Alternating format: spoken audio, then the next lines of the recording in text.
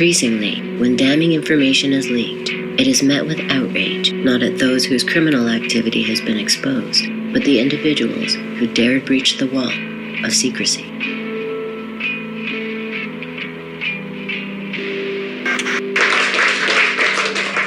John Kiriakou, former CIA agent and anti-torture whistleblower, may never see himself in the National Portrait Gallery, but he was celebrated in a different kind of ceremony Wednesday evening. The portrait is the newest edition in the Americans Who Tell the Truth series by artist Robert Shetterly. Kiriakou is the only CIA officer facing jail time for any action surrounding the government's torture program. I never tortured anybody, but I'm heading to prison while the torturers and the lawyers who papered over it, and the people who deceived it, and the man who destroyed the proof of it, the tapes, will never face justice. In 2011, he became the sixth whistleblower charged with violating the Espionage Act by the Obama administration during the first term. The way to make government responsible is to hold it accountable.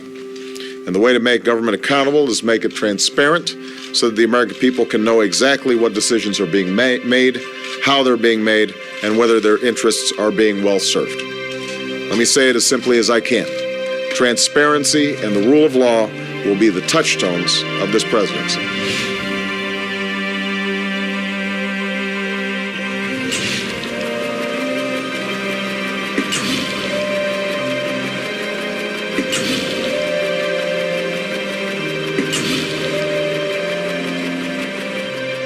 In fact, since taking office, this has been the administration that's prosecuted more whistleblowers in 2 years than in the preceding 40 years.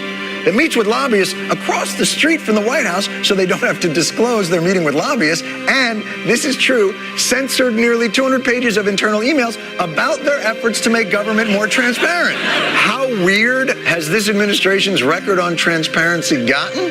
President Obama received an award for transparency Monday. That meeting was completely closed to members of the media. They not only closed the meeting to the media, they didn't even put it on the president's public schedule. When you don't live in the White House, sunlight's the best disinfectant. When you live in the White House, disinfectant stings. Well, when it comes to punishing whistleblowers, President Obama is proving to be more aggressive than all previous presidents combined. Pretrial hearings are underway for one of them, WikiLeaks whistleblower Bradley Manning. The 24-year-old Army private is accused of releasing a video which shows a U.S. Apache helicopter shooting and killing Iraqi civilians and 2 journalists. Manning faces a slew of charges, including aiding the enemy. If convicted, he could face life behind bars. This guy should be tried. Manning should be tried for treason. Execute him if he's found guilty. Whoever in our government leaked that information is guilty of treason.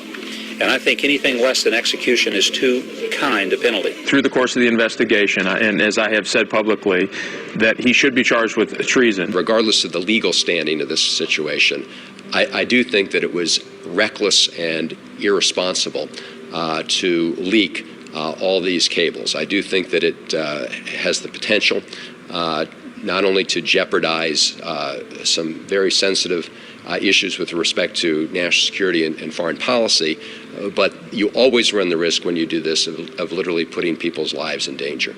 I'm going to have to thank you all very much. I've got to go. The New York Times and so on. Let's dig a little bit deeper right now with the chair of the Senate Select Committee on Intelligence, the Democratic Senator from California, Dianne Feinstein. Senator, thanks very much for coming in. I have some other thoughts. I don't want to discuss them here. I'll discuss them with the committee tomorrow morning. I think what we're seeing, Wolf, is an avalanche of leaks, and it's very, very disturbing.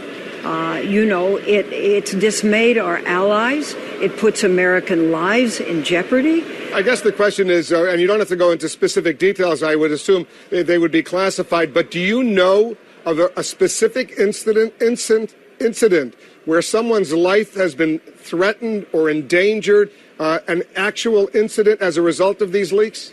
Yes. I can tell you where lives have been endangered. Has anyone been killed as a result? Not to my knowledge. Do you want to go into specifics? No, I do not. All right, you don't have to. I suspect that this is sensitive I'm not going to. Information. The state's secret privilege. which is this doctrine that essentially puts a censorship veil over everything you want to blow the whistle on. But this fight over the exposure of government misconduct goes all the way back to the American Revolution and the First Amendment. And the First Amendment of the U.S. Constitution was enacted to prevent precisely what we're seeing unfolding today. People in the government witness the abuses, and they have a right to blow the whistle on it. And that's where Sibel Edmonds' case, I think, is going to be critical, because we are challenging the legal predicates that they have used to prosecute and suppress whistleblowers throughout this country. And we're challenging them now because they're illegal and unconstitutional. We're taking the offensive.